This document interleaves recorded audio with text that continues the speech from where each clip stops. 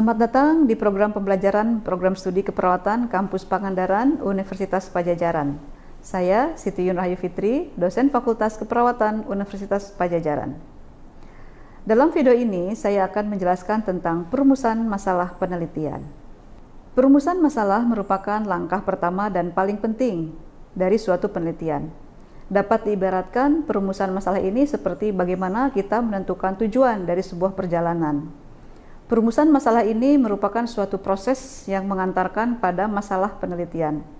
Oleh karena itu, dengan mendasarkan pada proses tersebut, dalam pertemuan kali ini saya akan membahas 3 poin utama, yaitu yang pertama adalah memilih topik penelitian, kemudian yang kedua tentang identifikasi masalah penelitian, dan yang ketiga adalah rumusan masalah penelitian. Baik, kita mulai dengan membahas tentang bagaimana memilih topik penelitian.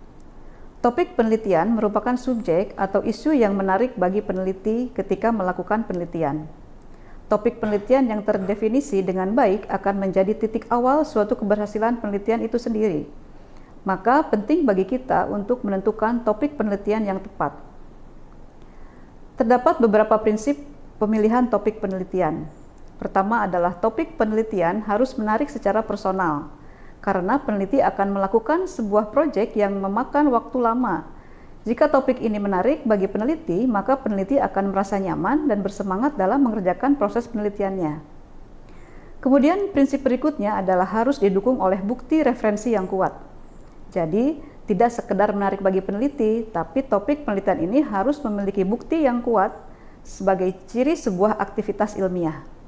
Prinsip berikutnya adalah praktis dan layak. Artinya, topik penelitian ini dapat diterapkan pada populasi yang tersedia dan dapat terukur jika diteliti. Kemudian, topik penelitian juga harus bersifat penting dan memberi manfaat. Hal ini sesuai dengan hakikat pengetahuan yang bertujuan untuk mengembangkan ilmu pengetahuan guna memberi manfaat pada aspek penting kehidupan manusia. Dan terakhir, topik penelitian itu harus memiliki unsur etika yang tidak merugikan subjek. Nah, kemudian dari mana kita bisa mencari atau mendapatkan topik penelitian? Berbagai cara dapat kita gunakan untuk mendapatkan topik penelitian.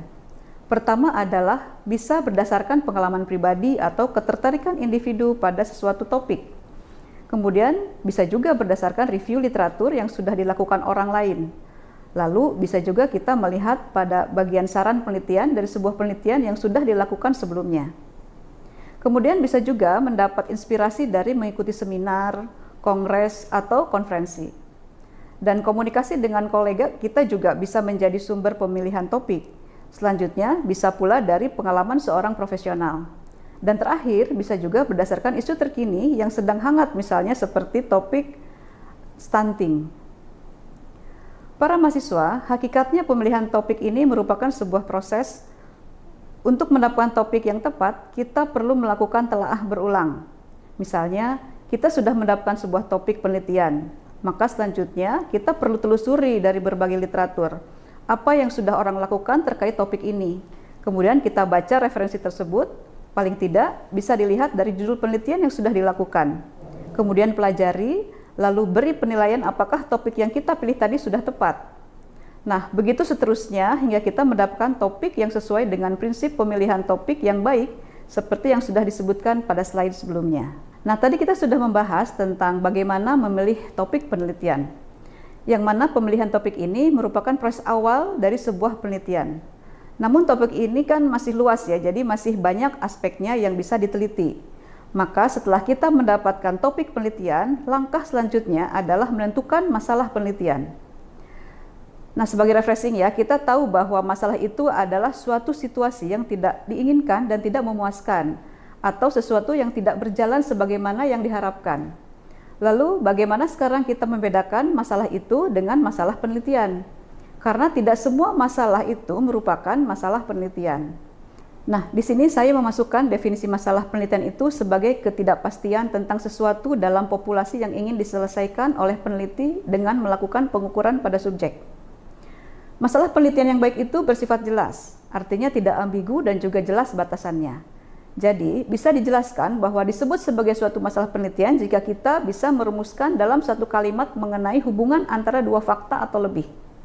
Maksudnya begini, Misalnya, kalau kita tahu bahwa angka kematian bayi berat badan lahir rendah itu tinggi, itu kan sudah suatu masalah. Kenapa itu masalah? Kan bisa saja kita tingkatkan kualitas pelayanan bagi neonatus. Tapi kalau kita telaah ternyata kondisi BBLR ini berdampak pada kondisi mental ibunya, misalnya seperti depresi atau cemas akan bayinya. Nah, ini kan ada dua fakta. Kondisi bayi BBLR dan kondisi dari ibu bayi dengan BBLR itu mengalami depresi atau cemas. Ini dua masalah. Jadi sebetulnya setidaknya dalam benak kita itu kita menyebutkan itu masalah karena kita mengaitkan dengan fakta yang lain.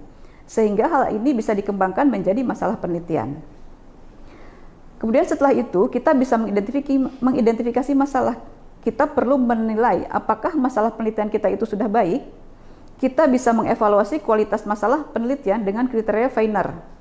Feiner merupakan suatu singkatan yang terdiri dari kata visible, artinya keterlaksanaan, I-nya itu interesting atau menarik, kemudian novel atau kebaruan, lalu ethical, artinya tidak bertentangan dengan etika, dan relevan, yang berhubungan dengan ilmu pengetahuan, kebijakan, dan arah penelitian ke depan. Nah, saudara-saudara, proses pemilihan topik seperti yang tadi sudah dibahas, kemudian menentukan masalah, lalu menetapkan masalah penelitian, itu merupakan proses dari perumusan masalah. Sehingga di akhir bagian dari latar belakang, biasanya rumusan masalah ini ditulis dalam satu kalimat yang berisi inti dari penelitian dan didasarkan pada alasan yang jelas. Demikian penjelasan tentang perumusan masalah penelitian. Sampai bertemu lagi di program pembelajaran Program Studi Keperawatan Kampus Pangandaran Universitas Padjadjaran dengan pembahasan materi yang lain. Terima kasih.